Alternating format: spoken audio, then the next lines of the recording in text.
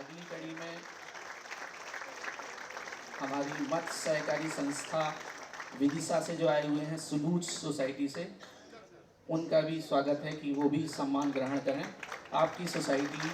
मुख्यमंत्री मीनाक्षी योजना के अंतर्गत बेटियों की शादी के लिए भी सहायता प्रदान करती है। आप सभी का बहुत बहुत धन्यवाद। कि आप पैक्स केवल क्रेडिट मूवमेंट तक अपने आप को सीमित नहीं करेगा, हम उसमें दूध का जो हमारा आंदोलन है उसको भी जोड़ेंगे, मत्स्य का जो आंदोलन है उसको भी जोड़ेंगे, और उसके अलावा भी हम बहुत सारे प्राथमिक सोसाइटी में काम जोड़ेंगे जिसमें उनकी आमदनी बढ़े और उस आमदनी का सीधा फायदा किसानों को मिले।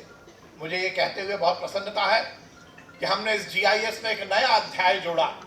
अभी तक निवेश के मामले में सहकारिता का कोई कहीं से संबंध नहीं था,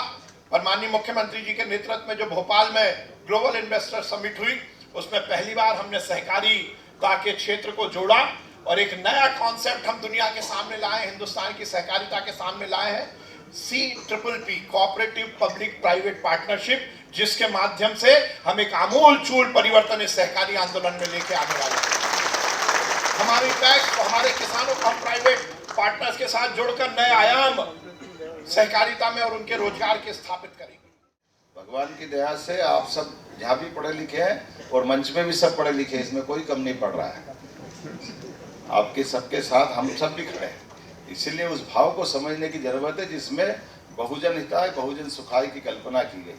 उस भाव के प्रति न्याय करना। इसलिए हम अपने क्षेत्र के अंदर, आप बताओ, दूध के माध्यम से भी बोनस दिलवाएंगे, ये कितनी बड़ी बात है। अगर गुजरात में सहकारिता संघ की ताकत बनी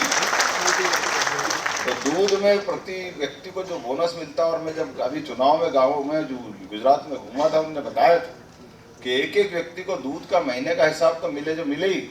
पूरे साल में कोई 1 लाख, कोई 1.5 लाख, कोई 2 लाख, कोई 5 लाख बोनस लेता है। एक तरह से उनकी दिवाली अलग प्रकार की बन जाती है, पूरे साल का जो बोनस उनको मिलता है, तो ये गजब हो जाएगा वापस। और इस प्रकार से अभी तो दूध की बात कर रहे हैं,